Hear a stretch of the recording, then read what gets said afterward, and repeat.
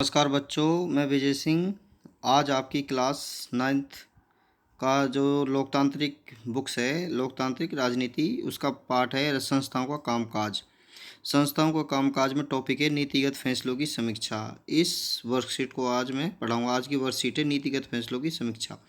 हमारे देश में राष्ट्रीय स्तर पर एक सरकार होती है। राष्ट्रीय अर्थात देश की सरकार, जिसे हम केंद्र सरकार या संघ सरकार भी कहते हैं, जो लोगों द्वारा चुनी होती है। ये सरकार पूरे देश से संबंधित जो मुद्दे होते हैं ये उनके निर्णय लेती है। लेकिन अब जो केंद्र सरकार होती है वो पूरे देश से संबंधित वो सभी फैसले, महत्वपूर्ण फैसले लेती है।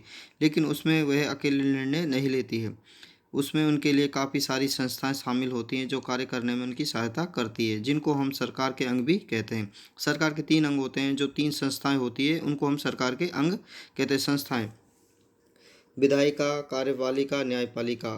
विधायिका कानून बनाने वाली होती है, कार्यपालिका कानून का पालन कराने वाली होती है, न्यायपालिका कानून की सही समीक्षा करने वाली होती है। आगे आगे देखो, राजनीतिक संस्थाओं की आवश्यकता क्यों होती है। राजनीतिक संस्थाओं की आवश्यकता क्यों होती है। सरकार को बहुत सारे कार्य करने होते हैं, जैसे नागरिकों की सुरक्षा, शिक्षा, स्वास्थ्य सुविधाएं। इसके साथ साथ और भी बहुत सारे कार्य होते हैं, जैसे शांति व्यवस्था बनाए रखना, कर इकट्ठा करना और कानूनों को लागू करना। विकास कार्य करना। क्या है ये? विकास कार्य करवाना।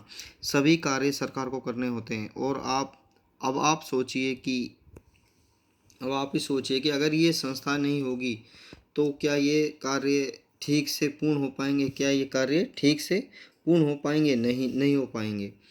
अब आप सोचिए कि स्कूल में जो प्रिंसिपल सर हैं वो क्या है? केंद्र सरकार है। प्रिंसिपल सर क्या है? केंद्र सरकार है। अगर वो इंचार्ज ना बनाए तो क्लास का क्या होगा? क्लास के में अगर वो इंचार्ज ना बनाए, जैसे क्लास के मिड डे मील इंचार्ज हैं, डिसिप्लिन इंचार्ज ना बनाए तो क्या होगा? घोच पोच हो जाएगा सब कुछ, है ना। काम काज ठीक से नहीं हो पाएगा। तो ये ठीक से काम करने के लिए, जैसे आपके mid day meal incharge, discipline incharge हैं, वैसे ही ये संस्थाएं होती हैं। ठीक से काम करवा लेने के लिए इनको बनाया जाता है। डिसिप्लिन इंचार्ज है, मिड डे मील इंचार्ज है, इन ये एक किस्म की क्या होती है? संस्थाएं होती हैं, ये जो सरकार के काम को बहुत आसान कर देती हैं। तो इसके लिए हमें संस्थाएं चाहिए। संस्थाएं हमें लोकतंत्र की सफलता के लिए चाहिए। अगर संस्था नहीं होगी तो बताइए सरकार कैसे चलेगी? सरकार को जब चलाने वाला ही नहीं होगा तो लोकतंत्र कैसे होगा? हमें लोकतंत्र की सफलता के लिए इन संस्थाओं की आवश्यकता होती है। दूसरा, देश के एक समान विकास के लिए।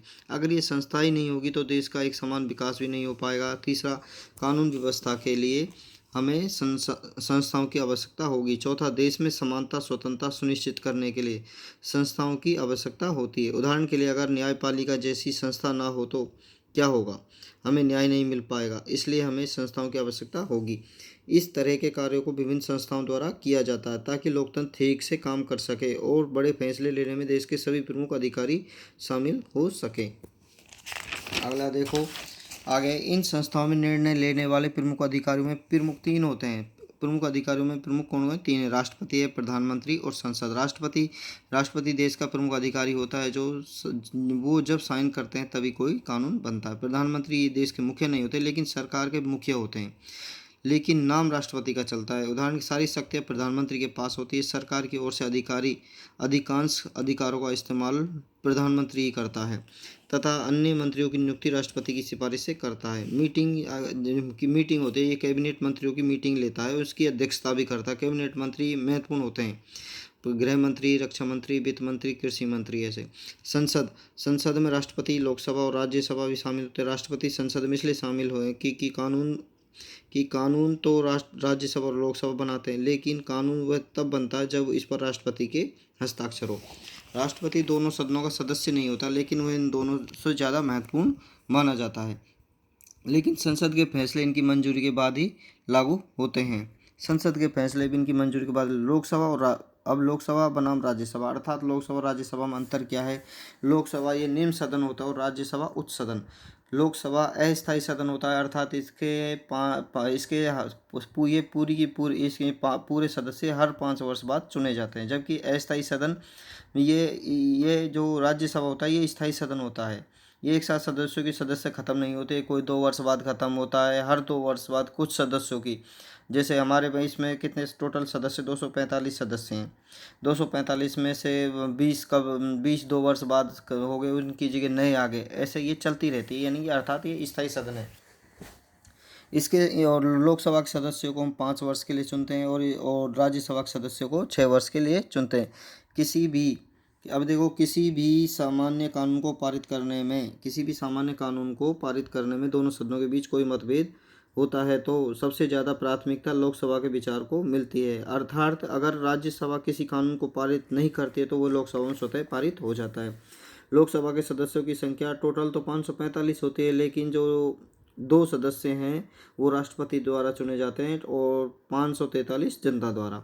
इसी प्रकार राज्यसभा में 245 सदस्य होते हैं, 233 चुने जाते हैं और 12 राष्ट्रपति द्वारा नियुक्त किए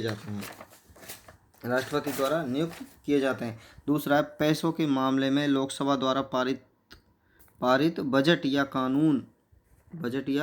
कानून को राज्यसभा सिर्फ 14 दिनों तक अपने पास रख सकती है और सुझाव दे सकती है, जबकि लोकसभा को यह अधिकार है कि वे इन सुझाव को माने या ना माने। सबसे बड़ी बात तो यह है कि लोकसभा मंत्रिपरिषद को नियंत्रित करती है। लोकसभा जो मंत्रिपरिषद नियुक्त करती है, अर्थात नियंत्रित करती है कि जैसे कि किसी सरकार को बनाना है तो उसके पास बहुमत होना चाहिए।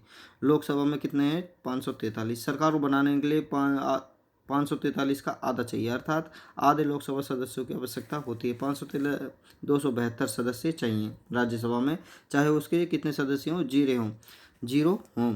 सिर्फ वही व्यक्ति प्रधानमंत्री बन सकता है जिसे लोकसभा में बहुमत हासिल हुआ हो, और आधे से अधिक सदस्य कह दें कि उनको मंत्रिपरिषद पर विश्वास नहीं है तो प्रधानमंत्री सहित सभी मंत्रियों को पद छोड़ना पड़ेगा, जबकि राज्यसभा को यह अधिकार प्राप्त नहीं है।